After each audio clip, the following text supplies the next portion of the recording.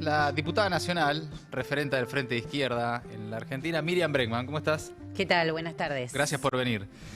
Estado de situación, Miriam. Están pasando muchas cosas, todas al mismo tiempo, muy intensas. Venimos de una semana intensa, se viene otra, y todo indica que ese nivel de conflictividad, de intensidad, de demás, y sobre todo para los que vivimos la política de esa manera, va a seguir, que no es algo que va a aflojar, que es producto de las discusiones de estas horas. Pero en general lo que estás viendo, estado de situación, ¿qué está pasando en este momento? Mirá, veo como un ritmo muy ferviente del gobierno de pasar todo lo que pueda rápido, todas las reformas que le pide el Fondo Monetario, entre ellas la reforma laboral.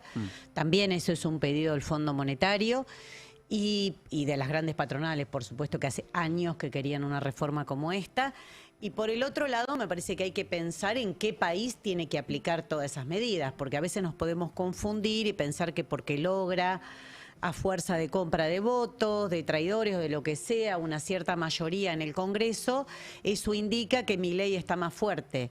Y la verdad es que eso no parece. Algunos datos son contundentes. Cuando logró aprobar la ley bases, consiguió 147 votos, ahora consiguió quórum con 130, es decir, ahí muy ajustadito, quórum es 129, y se aprobó con 132 algunos artículos, 135 otros, es decir, no es que tuvo nuevamente las mayorías que tenía antes, incluso ahora habiendo incorporado al PRO, habiendo incorporado, si vos lo mirás en su dinámica, el gobierno es todo lo contrario que lo que declama. Lo que pasa es que, bueno, producto de los acuerdos políticos que va logrando imponer leyes como esta, pero no significa que tenga un gran acuerdo. Después veía un estudio, y yo no me gustan mucho, no soy muy amiga de las encuestas porque siempre tenés que mirar quién la hace y demás, pero esto era un estudio de opinión.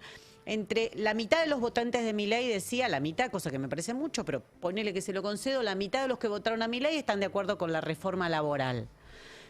Pero de quienes votaron a otros candidatos, Sergio Massa, Miriam Bregman, Schiaretti, casi el 90% está en contra. Si vos sumás eso, quiere decir que no avanzó sobre el resto de la población que no lo votó y que perdió la mitad de sus votantes, ¿no?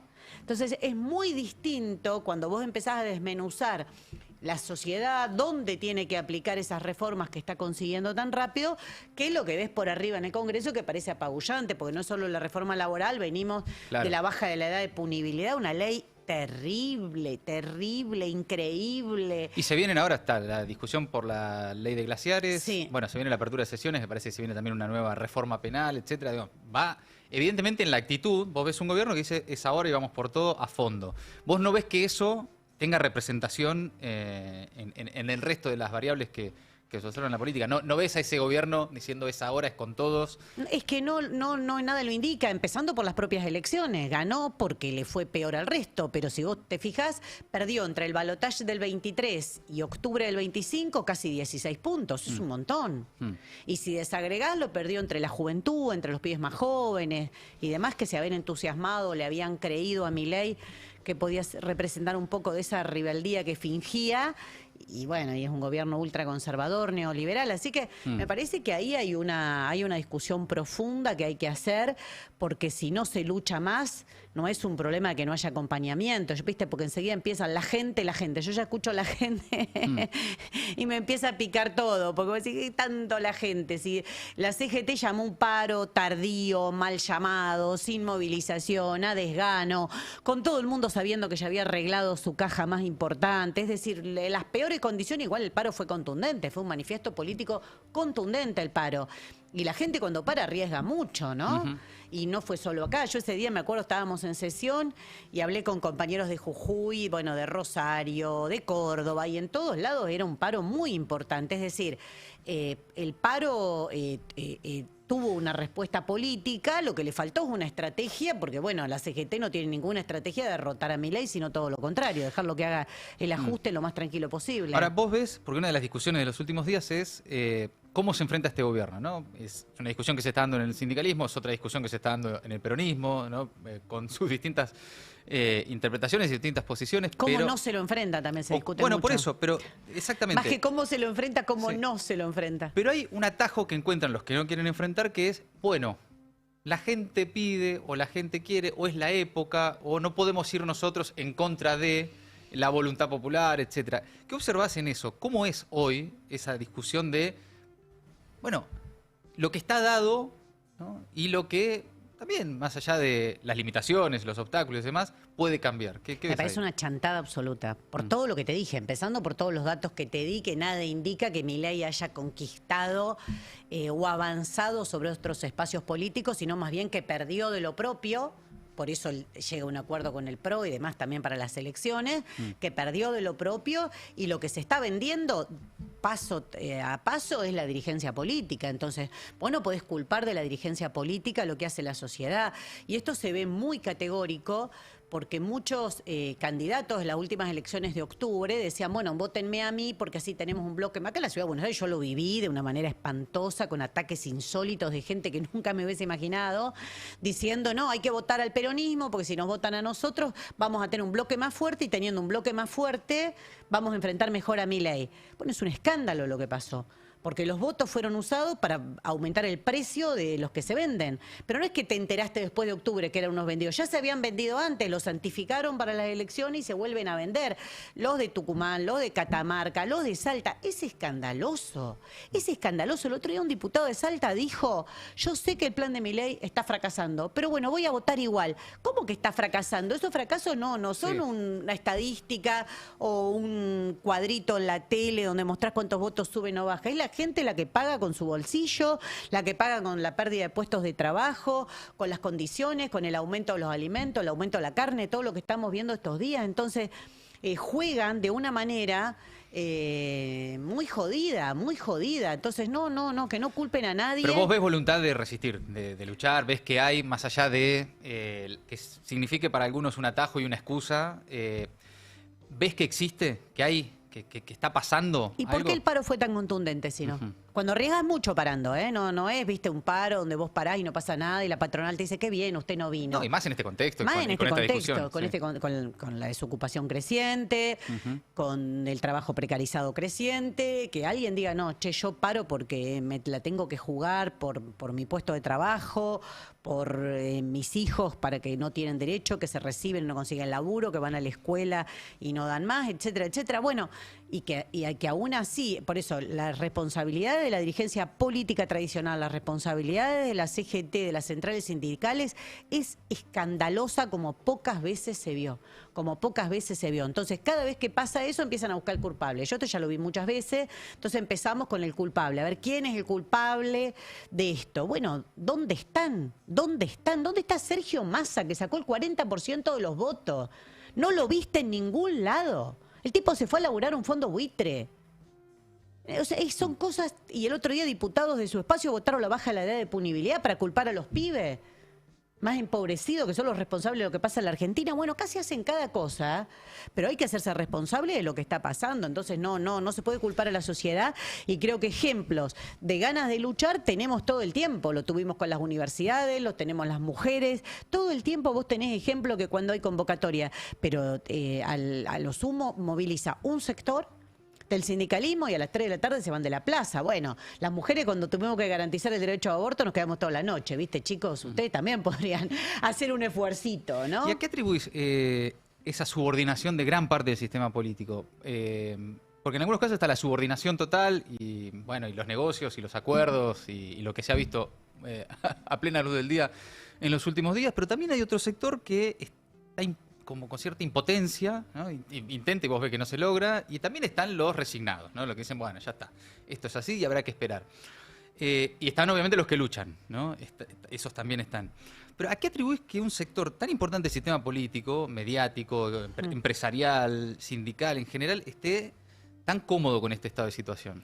Sí, no sé si están cómodos, pero evidentemente están dejando correr, o porque vos decís por resignación o por lo que sea. Resignación incluso les da un beneficio, porque nadie que se presente como referente público, político, puede resignarse, si no, andate a tu casa. Sí, no, claro. O sea, correte, chao, hasta luego. No Sí, laburá otra cosa y listo. No tenés ninguna obligación de estar acá, el Congreso es calentito, cobran buenos sueldos, puede ser por eso, pero viste, andate.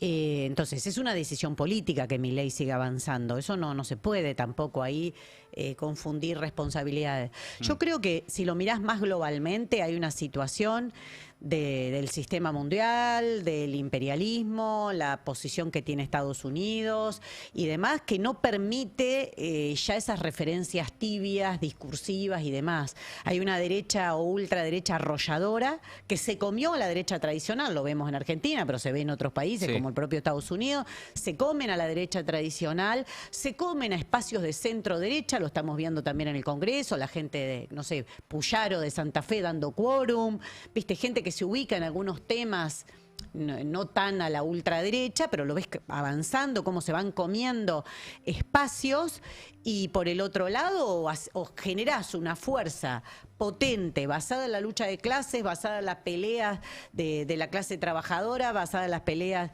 de todos los sectores agraviados, o te pasan por arriba. Me parece que porque a veces se hacen comparaciones, no, porque en tal año gobernó no sé quién y tuvimos un gobierno. Bueno, vos tenés que analizar los contextos históricos, y el contexto que hoy ves de la guerra, volviendo a Europa, de un genocidio en curso y descarado como el que está llevando adelante el Estado de Israel con el apoyo de Estados Unidos.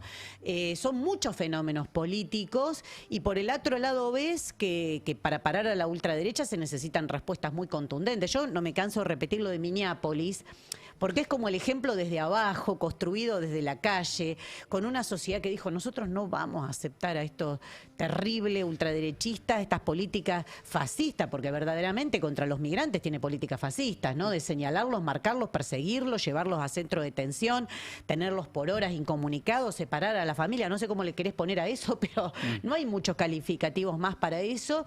Y si se logra echar a ICE o frenar a ICE es porque, a pesar de que mataron a 2 personas que habían salido a solidarizarse, como René Good y Alex Preti, la sociedad sale, las docentes se organizan, no sé, es como un laboratorio de buenos ejemplos. Pero vos por el otro lado lo que ves es que el resto, cuando te quedás quietito, decís, bueno, no, hay que esperar y no sé qué más, la derecha avanza, es arrolladora. Y como te digo, al ser tan agresiva, porque está en un contexto donde no tiene mucho para mostrar, ¿qué tiene Trump para mostrar si no te muestra el odio contra los migrantes? No tiene nada, económicamente no tiene nada. Ahora acaba de perder además la batalla de los aranceles, que actuaba como un garrote disciplinador sobre otros países. Entonces esa agresividad se incrementa con los pueblos de América Latina, donde el único destino que nos tiene pensado es el de una verdadera colonia. Lo que hizo en Venezuela, secuestrando a Maduro, bombardeando, lo que está haciendo con Cuba es absolutamente criminal. Después de 64 años de bloqueo criminal, cuando todo parece que no puede ser peor, aumenta su agresividad, y esto yo te lo digo sin tener identidad política ni con el gobierno de Venezuela ni con el de Cuba, pero acá hay una situación que es muy contundente. Entonces, si vos mirás el continente, mirás el mundo, mirás lo que está haciendo Estados Unidos y creés que con discursitos vas a parar a eso, no, la verdad que no, porque si no, el otro que te dice, no, porque tal se pelea, que tal, como si fuese un problema de personalidades, ¿no? Bueno, no es un problema de personalidades, porque en Bolivia pasó lo mismo, en todos lados los que venían siendo como una referencia o querían enfrentar en algunos aspectos esa política, fracasaron porque o lo enfrentás con todo o no va, o enfrentás la política del Fondo Monetario o te pasan por encima. Entonces es muy fuerte la discusión que tenemos que hacer y lo que hay que contraponerle, ¿no? Porque desde ahí me parece a mí que no hay perspectiva histórica, no es un problema de coyuntura electoral, no queda perspectiva histórica. ¿Qué escenario te imaginas en caso de que el gobierno el viernes logra aprobar la reforma laboral frente a, más allá de lo que diga la ley, que por supuesto es parte del problema, en general el problema es el modelo económico, la inexistencia del modelo productivo, lo que estamos viendo todo el tiempo, todos los días, distintas noticias en distintos sectores y en todo el país de cierre de empresas, despidos, suspensiones, frente a ese escenario, y ahora con una reforma laboral de estas características, ¿qué escenario te imaginas? Porque una cosa es aprobar la reforma laboral en el Congreso, pactos entre castas, listo, tenés tu ley, y otra cosa es llevar eso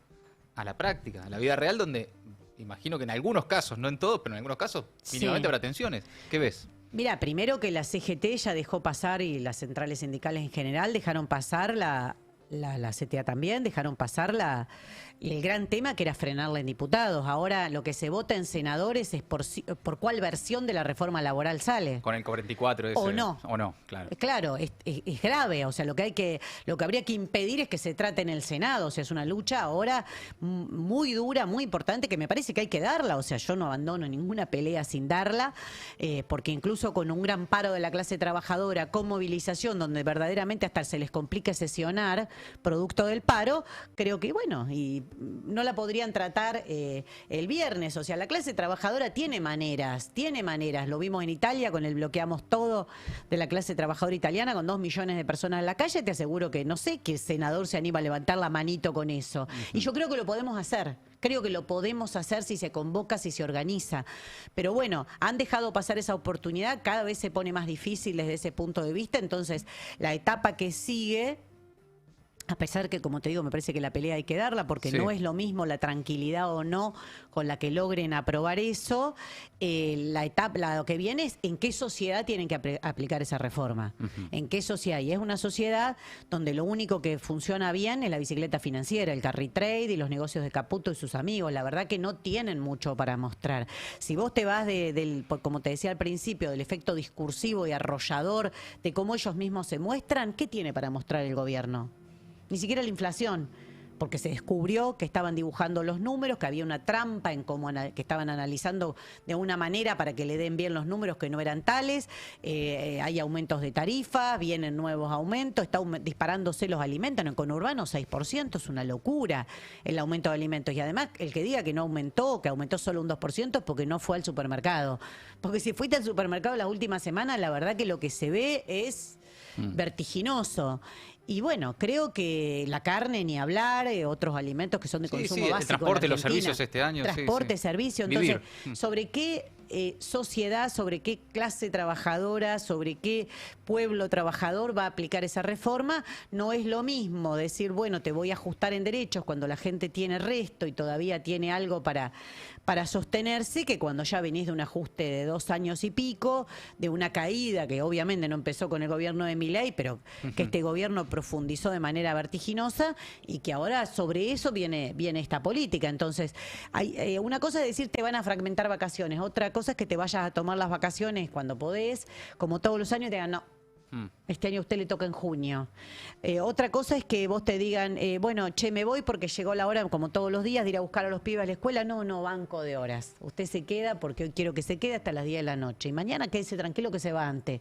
Bueno, ahí te quiero ver, ¿viste? Ahora, no es lo mismo. ¿Existe, más allá de cómo describís vos el estado de situación, de qué cree el gobierno que tiene por delante y la realidad, si logran aprobar una reforma laboral y si además logran lo que están también logrando por estas horas, bajar la edad de diputabilidad, si además logran avanzar con una reforma penal, digamos, con cuestiones muy estructurales y los viejos sueños húmedos de la derecha en la Argentina, ¿pensás que hay un riesgo de que Milei transforme la Argentina de otra manera que luego sea difícil revertir? ¿O pensás que esa tensión está y que, bueno, nada, será cuestión de... Sí, claro, sí. Okay. El otro día puede revertirlo de una forma irreversible. Un diputado dijo, un diputado del peronismo dijo, no se preocupen porque total, si ganamos nosotros, esta reforma se cae. Sí.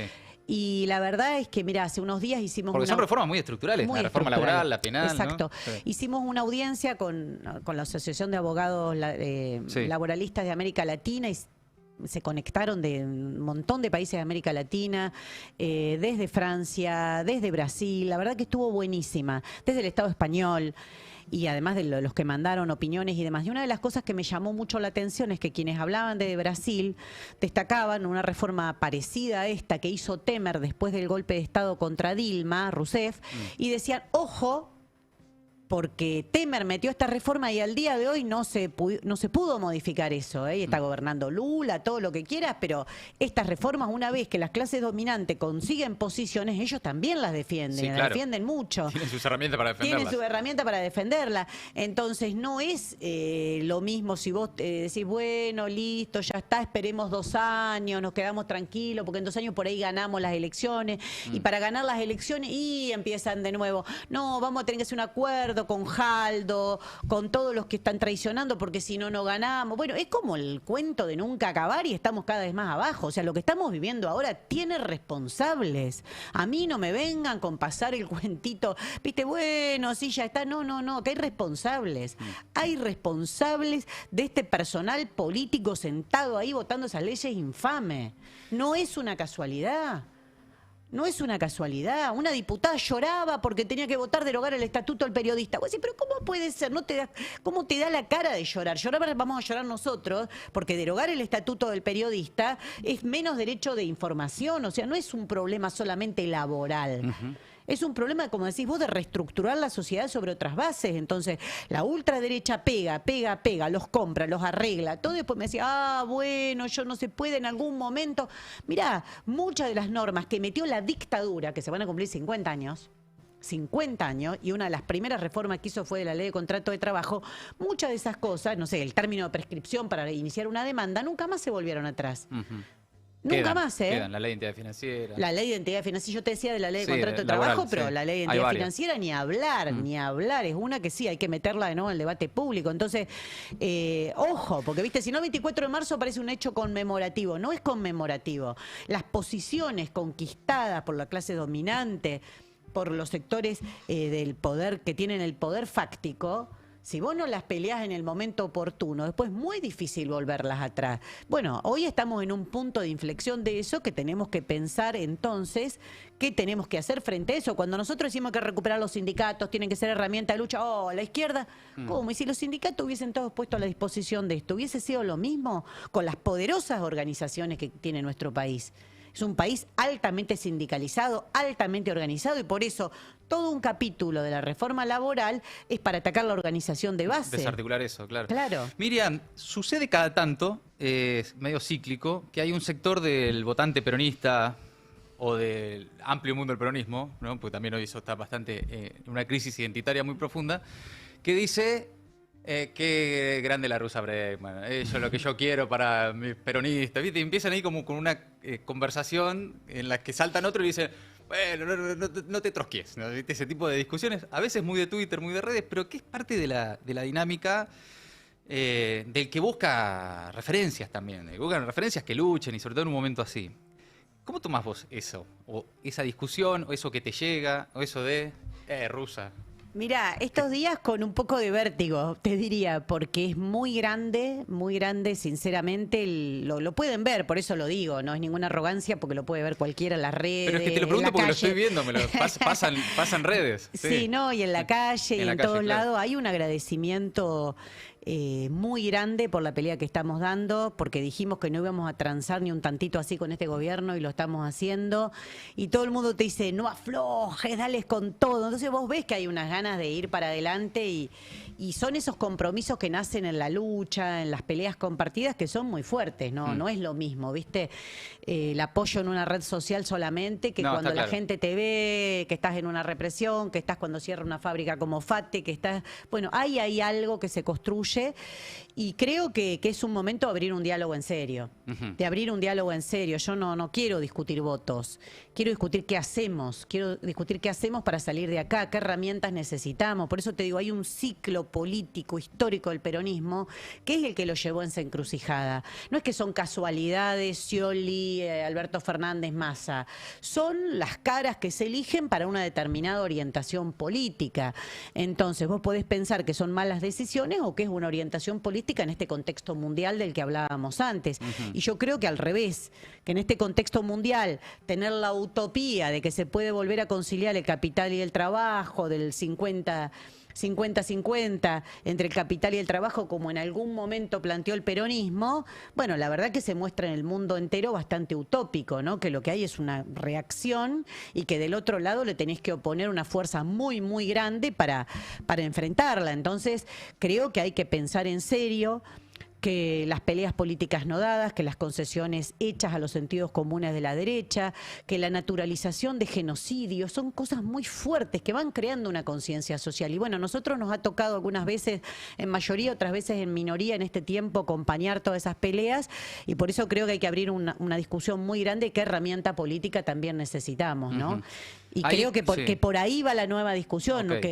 Que la clase trabajadora, trabajadores y trabajadoras de este país necesitamos una herramienta política sin burócratas, sin traidores. Cuando decís sin... herramienta política, ¿qué te referís? A un partido de la clase trabajadora. Partido, A claro. un partido de la clase trabajadora que tenga sus propios intereses, que sirva para la lucha, que sirva para enfrentar a la derecha, que sirva para defender nuestros derechos y que no nos digan que culpa, que las mujeres reclamamos demasiado, entonces, culpa de ustedes. Bueno. Porque hay una discusión histórica. Algunos te dirán, bueno, eso fue o es, algunos creen que sigue siendo y seguirá siendo el peronismo. El partido político de la clase trabajadora fue el partido justicialista, te dirán algunos.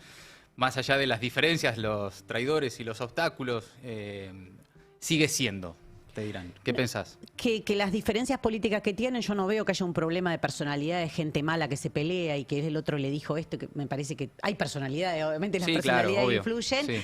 pero lo que hay es una experiencia histórica acabada Ajá. en cuanto a una política que, como te digo, en este contexto no conduce a ningún lado. Por eso te digo, si vos lo mirás, lo que pasó en Bolivia con Evo Morales, lo que pasó con Boric en Chile y demás, ¿por qué terminan de esa manera y terminan viniendo derechas aún más fuerte? Porque no hay hay una imposibilidad total de que con las viejas estructuras, o por más que aparezca alguna cara nueva, como Boric, pero si no tocas, no haces cambios estructurales, en esta etapa del capitalismo es muy difícil gestionar gobiernos capitalistas como si no pasara nada, ¿viste? Porque tenés un tipo arriba que te bombardea, tenés una guerra, tenés un genocidio, tenés hambruna, es muy difícil, hay una disputa muy profunda entre China y Estados Unidos, es decir, quedás cruzado por todo eso. El Consejo de paz que está haciendo, que yo el otro día tuve un furcio, te cuento, una cosa que me di cuenta después, mirando dije Consejo de Guerra, ¿viste? Y lo llamé por su nombre, Claro, me salió de verdad. el verdadero nombre. El verdadero nombre. Sí. El Consejo de Paz que está planteando Trump y que Milei dice que va a mandar tropas para acompañar, es decir, nuestro país también se está viendo involucrado en cosas muy, muy complejas. ¿Y vos a eso qué le vas a oponer? De nuevo, todos juntos, nos unimos todos. Bueno, evidentemente eso no solo fracasó en la Argentina, fracasó con Biden en Estados Unidos, fracasó para enfrentar a la derecha porque Macron se quedó él, ¿viste? Hicieron un nuevo Frente Popular para enfrentar a Le Pen y se termina quedando Macron y aplica todo el ajuste Macron. Es decir, yo te puedo poner ejemplos de muchos lugares del mundo donde esto se confirma y donde hasta incluso podés ganar una elección pero no cambiar la vida de la gente. Y lo que nosotros tenemos que pelear es porque los trabajadores y las trabajadoras recuperen su salario, recuperen sus derechos, porque exista el derecho a jubilarse. Desde mi perspectiva, para ir a una transformación social mucho más profunda, pero hay cosas elementales que defender y que con estas herramientas no se puede. Digo, lo vimos con la discusión del Fondo Monetario, ¿te acordás? Era, no importa que Milei vaya al FMI porque después, bueno, ganamos nosotros y eso se revierte. No se revirtió nada, convalidaron el acuerdo con el fondo y esto es producto del acuerdo con el fondo. Entonces, hay como experiencias hechas y por eso creo que todo se lo quiere dejar como en un terreno muy liviano. No es liviano lo que está pasando, es muy duro, es muy pesado, hay mucha gente pasándola muy mal y la derecha avanza y bueno, del otro lado, ¿qué le vamos a contraponer? Hacerte los muertitos, ¿viste? Como esos animales que se hacen los muertitos para que no los ataquen. Bueno, no funciona en política eso. Si vos te quedás quieto, te pasan por arriba. Miriam, gracias por haber venido. Estamos en contacto como siempre, muy amable. No, gracias a ustedes que siempre nos dan un espacio. Muchas gracias. Y además está la audiencia del Destape, vos la conocés, Sí. y también está en esa tensión de qué grande la rusa y el que basta de Trotsko. No, pero mirá. Pero ¿sabés qué pasa? Hay Sí. peronistas que yo conozco, peronistas, y me acaban de hablar de uno que acá, ¿sí? Daddy, por ejemplo, Daddy Brieva, viejo peronista. ¿Y qué dijo? Qué grande la rusa. Como él, pero más allá del nombre, como él varios, que generan ahí como una identificación, ¿no? Pero hay algo que siempre obstaculiza, que ahí haya algo Y bueno, más colectivo. porque creo que siempre lo derivan a una discusión meramente electoral, de mal menor, y hasta que no superemos eso... De nombres, candidatos y estrategias no, y de electorales. mal menor, ¿viste? Ok. Todo el tiempo que solo te queda pelear por el mal menor. Y bueno, eso te lleva todo el tiempo estar corriendo de atrás. Y además con cada candidato que mamita, ¿no? Porque, viste, lo veo a Scioli bailando, ¿qué bailaba? Con Virginia Gallardo. Y vos Sí, decís, lo vi. este tipo no para de tomarnos el pelo, ¿viste? Bueno, basta. basta. Empecemos a discutir en serio, nos van a encontrar en la calle, nos van a encontrar peleando, pero a mí no me alcanza con que me pongas like o me digas que bien la rusa. Empecemos a discutir en serio cómo yo le digo, al otro día lo decía en la plaza, acá hay que militar. Acá no alcanza con las redes sociales o con decir que bueno, te acompaño. A mí siempre me gritan te amo, ¿viste? Y yo le digo, che, además de amarme, vamos todos juntos a pelear porque, claro, que estamos en un momento complicado. Entonces, el que no vea eso... Y todos te quieren bajar el precio, ¿viste? No, acá deja que yo la canchereo, dame 2 años, pero en 2 años, ¿quién va a quedar en 2 años? ¿Fate va a quedar en 2 años? Digo, no nos olvidemos lo de Fate, es terrible. Es parte de un industricidio que hay en nuestro país, donde de nuevo los ricos se salvan y pagan las consecuencias la clase trabajadora. Y la reforma laboral es lo que necesitaban para complementar ese industricidio y despedir barato. Entonces... Que la CGT haya arreglado su negocio no quiere decir que los trabajadores y las trabajadoras hayan ganado algo en todo este debate. Me parece que estamos ahí en un momento... Empezamos a discutir de nuevo. No, pero es que es lo interesante de la discusión política. Bueno, eso. Hay que Fate es un gran momento para rodear de solidaridad, para estar todos ahí, para impedir el desalojo, para decirle a esa justicia que no vamos a permitir ningún desalojo y de salir a pelearla en serio. Hay como puntos donde se juegan esas cosas, ¿viste? Y Fate es un punto de inflexión en el que tenemos que poner todo. Gracias, Miriam. Gracias por haber venido. A vos. Miriam Bregman en la tarde de Maldita Suerte. El Destape 1070.